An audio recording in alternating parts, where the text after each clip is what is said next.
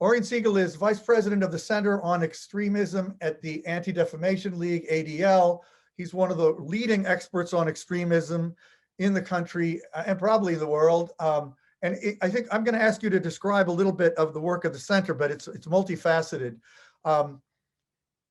Before we start, just to let the crowd know, we asked you, do you think social media platforms are going to make changes to curb the explosion of extremism? It was a fairly mildly phrased question, actually. Will make changes? Yeah. 28% said yes. I think I might have even said they'll make some changes. I wouldn't be surprised. Oren, wouldn't you have said that also? Listen, I think you always have to be hopeful Okay. that good people will do good things. So all right. Well, but then a full 72% said no or not sure. So there we have that. So Oren, tell me what you do and what your center is. Let's start that way. Sure. So the Center on Extremism at ADL is dedicated to identifying and combating a wide range of hatred and extremism. ADL is a 100-year-old organization, an anti-hate organization geared towards stopping not only defamation of the Jewish people, but securing fair treatment and justice for all. I have the honor of working with investigators and analysts who are literally operating in the spaces in which extremists are able to reach, recruit, and radicalize. So any social media platform, any technology that you are spending time on or that you can imagine, my investigators are spending time there as well, looking for those who want to exploit those services. And you also do a lot to help various law enforcement, companies with goodwill, et cetera, right? Sure. So, I mean, the idea of our ability to build an expertise and to track extremism and gather information, the idea is to actually leverage that with those who can make a difference. And so that includes law enforcement. My subway in New York tells me if I see something, say something. My team sees a lot and we say a lot. We leverage our information, like our symbols and codes, how extremists speak to each other, not only with the public in our reporting, but also with the tech industry itself, right? You have to understand what extremism and hate looks like, how they communicate with each other, if you are going to find ways to mitigate that. So we provide that information to the tech industry as well. End of the day, we want to make sure that we are keeping communities as safe and secure as possible, online and on the ground. Okay, well, since January 6th, I think extremism has been more in the public eye and in the mind of probably everyone in this session than it certainly has been for a long time, if not ever. Is it worse now? Is this problem, for all your good work, getting worse? The question of worse or better, it depends on, the time frame that we're looking at, right? The lens. And so, in the last 100 years, is this the worst time in American history or in world history for hate? One could argue perhaps not. But I think what's most useful is how much is hate having an impact on our daily lives today? And I would argue that not only looking at, what leads our news every day or the headlines, but, the spaces in which we spend so much of our time, do we get more examples and access to hatred, to disinformation, to conspiracy theories? And I would say, based on the way that technology has become such a central part in so many people's lives, it's easier than in any other time in human history to spread that hatred. Yeah. And so the question is, if that's the case, what are the steps that we all need to take in order to make sure that it doesn't influence and impact so many different sectors of society and end up with something like we saw on January 6th? So would you say, is that a way of saying, okay, we have platforms that make it way easier. And let me just mention a couple of news points, by the way.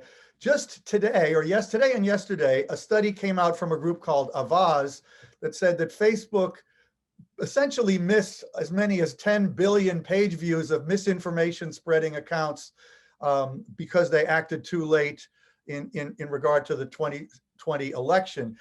In addition, just this morning, I believe, 12 Democratic Attorney General around the country for different states called out Facebook and Twitter, saying they're not doing enough to suppress vaccine misinformation. So in both cases, that was actually technically about misinformation. But what is the connection between what you do, misinformation and disinformation, and any reaction to those news items also? Yeah, I mean, I think disinformation, lies, conspiracies that feed off of people's fears and anxieties are the lifeblood of what motivates extremists, right? I mean, the biggest lies are racism and anti-Semitism and forms of bigotry. And there's been for years, maybe we didn't call it disinformation or misinformation, maybe we just called it hate. But the role of those two that go together are key. And then the question is, what does disinformation lead to? How does it animate people? And it's very similar to the way hate animates people, because it's blaming somebody else for the concerns that certain people may have. ADL just issued a report this morning, our annual survey of hate and harassment on social media platforms. And despite the various efforts, certainly after January 6th, to deal with these issues by some of these companies, we saw that the level of online hate and harassment reported by users themselves was 41%. So just the same as what we saw pretty much as last year. Now, this includes, literal threat to violence. Wait, this so 41% represents what exactly? 41% of Americans who responded to the survey said that they experienced online hate and harassment this past year. And certain communities experienced it worse than others. For example, the LGBTQ community, 64% of those respondents. So this shouldn't be too surprising, but those are very high numbers. And again, it just speaks to the need for these companies to take more steps in order to secure the safety of their users and all communities. So how alarmed should we be about the way these companies have approached these issues of hate and disinformation? I've always sort of viewed it as, I know where extremists get animated. I know where they find like-minded people, where they find communities, where they are able to reach people and win their hearts and minds. And it's not always with the subtle sort of commentary or propaganda or efforts to sort of ingratiate their ideas into the broader public. This often includes explicit glorification of violence, harassment against individuals. This is low-hanging fruit, stuff that if you saw in the street or in a store, you would absolutely act against. In some cases, it's even illegal. And so I always just say it's not unreasonable for users of any of these platforms to expect more, right? That it's harder to celebrate a mass shooting. It's harder to identify an individual and dox them and harass them and share their private information. It should be harder to normalize the types of narratives that we know are motivating people to violent action on the ground. And so maybe that's just a way of saying they're not doing enough. Yeah. But I think again, we can't just sort of be negative about it. We have to find pathways to model the things that they can do to actually improve their response. Well, and FYI, just tomorrow, the CEOs of Facebook, Twitter, and Google are going to be facing a House committee on this very question of misinformation. It's my own opinion is they're doing worse than badly. They're not trying nearly hard enough. I think the Segal study certainly underscores that. But do they have the capacity to identify the kind of behavior and speech that you just said we would so quickly respond to if it was in a restaurant or on the street? Let me put it this way. I have a strong and mighty team that I work at ADL and in the Center on Extremism. But they're not hundreds and thousands of us, right? It's a relatively small team doing this work, and we can find it. Yeah. If we can find it, these companies can find this type of content and do a better job of dealing with it. Do they have forensic groups like that trying to do what you're doing inside their own walls? So listen, they do, right? And I don't think this is sort of a zero-sum game. We know that many of the companies have taken steps to remove, whether it's QAnon conspiracy theories, whether it's some white supremacist narratives, whether it's militia. Sometimes they do it too late, but there are certainly quite a bit of content on various different platforms that is being addressed. I just think it's not unreasonable to say that more should be done, right? And it was only recently that, for example, Facebook even admitted that Holocaust denial was a form of anti-Semitism, right? So I think in some ways, there's a ways to go in terms of defining what is hate and extremism that is still needed within some of these companies in order for them to do an even better job of addressing it. Well, in fact, I think about 2 or 3 years ago, Mark Zuckerberg explicitly said he felt it was okay to express Holocaust denial on Facebook. And it took a couple of years of pressure for him to back away from that, which is almost inconceivable that he is a kind of a extreme libertarian when it comes to freedom of speech, and that has been a problem in bringing regulation to these platforms. I'm sure Congress will not give him an easy time tomorrow. Let's talk quickly about January 6th, your reaction to it, and how you think we ought to think about it, whether they were extremists by your definition, what role the platforms had in leading to that, and how you see the reaction to it thus far. Yeah, I mean, I've said this on the record. I mean, in part because this is sort of what we do, is tracking extremism. But I view what happened on January 6th to be one of the more predictable acts of extremism or domestic terrorism in modern American history. I mean, the writing was on the wall for months and months and months. We saw people storming capitals in other parts of the country during reopen protests. We saw violence during social justice protests by far-right extremists, by the way. We saw the emergence of groups like the Boogaloo, white supremacist, Oath Keepers, like the QAnon, basically the sort of hodgepodge of groups that showed up on January 6th. And we had predicted that they were going to show up, not because, somehow we were in their minds, because they told us they were going to show up, because they were showing up in DC in the months before and engaging in violence, like Proud Boy violence on December 12th and at the Million MAGA March a month before that. So anybody who was paying attention should not have been surprised. But one of the elements, right, one of the reasons why people were able to coalesce around, a set of gripes and grievances, like a stolen election, like a new world order or other conspiracy theories, was the ability for them to reach and socialize their messages in various online platforms. The fact that these are groups, in some cases, that have a history of violence didn't prevent them from being able to get people to show up. Now, here's the main takeaway, though, I think, of January 6th. We've identified 300 some odd people who literally breached the Capitol, right? Not who were just there at a protest in front of the mall.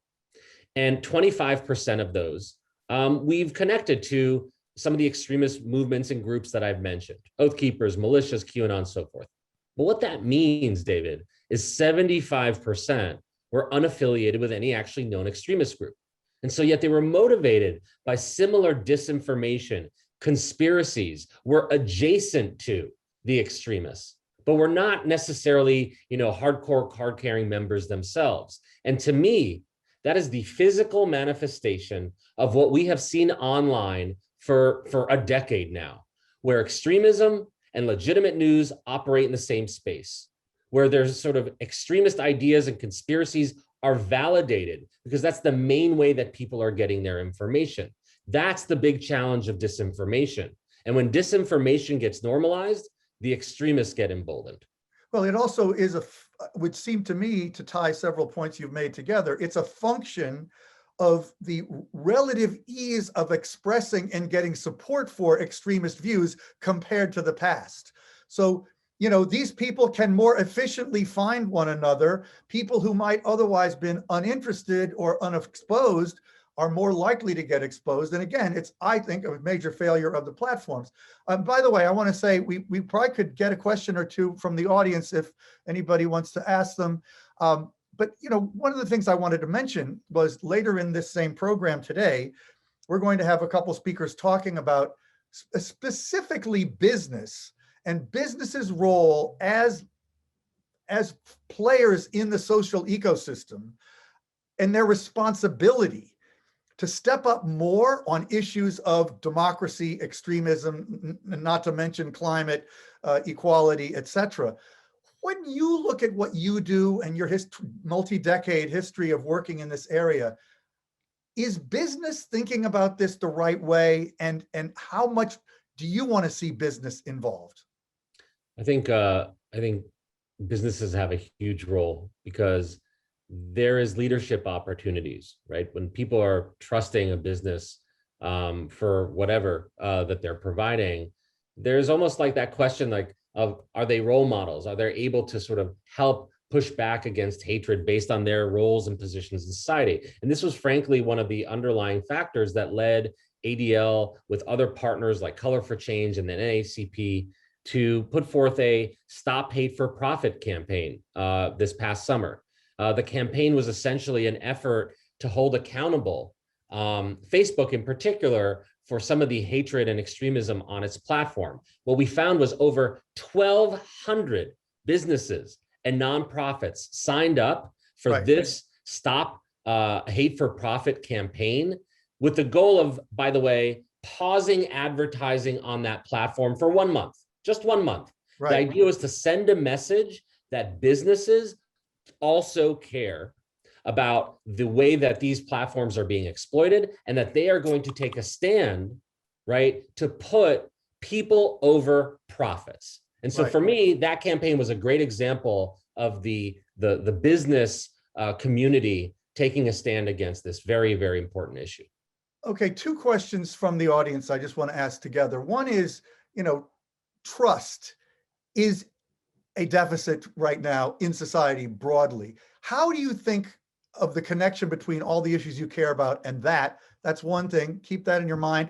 The other question is, how does the situation in the US differ from other countries? It's one of our Italian friends who's a major journalist from Italy, based in the US, asking this question, Andrea Fiano.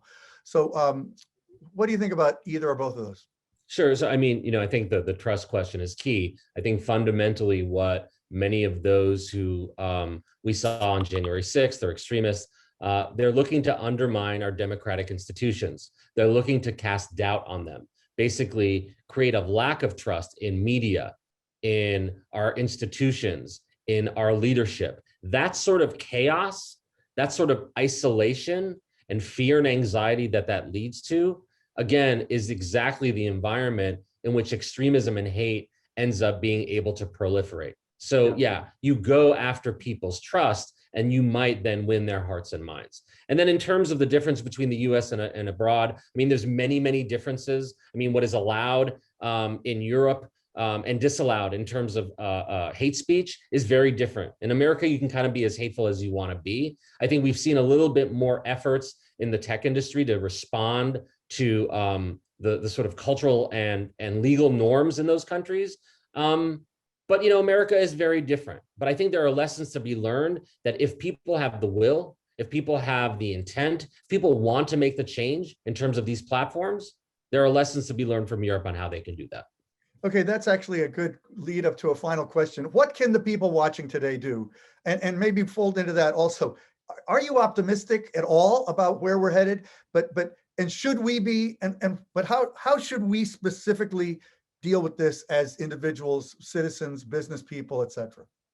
Listen, I remain very hopeful. You can't do this work without having hope. And I think the more that people are having discussions and educating themselves about the problem and then figuring out ways to solve it, that's what gives me hope. And so I think one of the things we can do is demand that these companies create strong policies against hate. Right? You first have to have a foundational commitment to not allowing hate and extremism on your platforms. Then you need to find ways to enforce those policies, both equitably, but also at scale, right? Just a piece of paper saying you want to deal with it is not enough. You have to find ways to actually resource to those ways of doing it.